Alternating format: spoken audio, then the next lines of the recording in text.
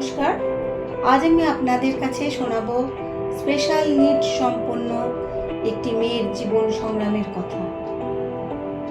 শুভশ্রী চন্দ্র যখন 7 বছর বয়স, তখন 6 মাসের মধ্যে ওর ঠাকুমা, দাদু ও দিদার মারা যান। এই মৃত্যু ওর নরম কোমল মনকে তছনছ করে দেয়। শুরু হলো বাবা মাকে হারাবার ভয়।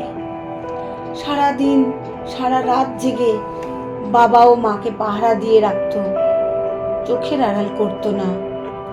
তাই স্কুলে যাওয়াও ছেড়ে দিল। এক অজানা ভয়, আতঙ্ক ওকে সব সময় ঘিরে থাকত। আইকিউ কম ছিল, তার সঙ্গে সঙ্গে শুরু হলো বিহেভিয়ার প্রবলেম। প্রতিদিন সন্ধে হলেই ওর কান্না শুরু হতো। সারা রাত জেগে পরের দিন সকালে ক্লান্ত হয়ে ঘুমিয়ে পড়ত। সময় মতো কান্না থামাতে না পারলে অ্যাগ্রেসিভ হয়ে যেত। এমনকি বাবা মা অফিস যেতেও পারতেন না দিনের পর দিন।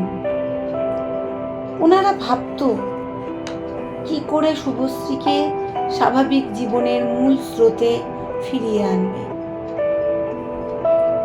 আইকিউ কম, মেন্টাল রিটার্ডেশন, বাইপোলার ডিসঅর্ডার, এইসব নিয়েই ওর পথ চলা শুরু। শুভশ্রী ছোট থেকেই আঁকা ও গান আবৃত্তি প্রতি খুব আগ্রহ ছিল। বিভিন্ন এক্সিবিশনে ওর ছবি পোস্ট হয়েছে, পেপারে ওর আঁকা নিয়ে প্রশংসা পেয়েছে। অনেক চ্যানেলেও ওর ইন্টারভিউ হয়েছে।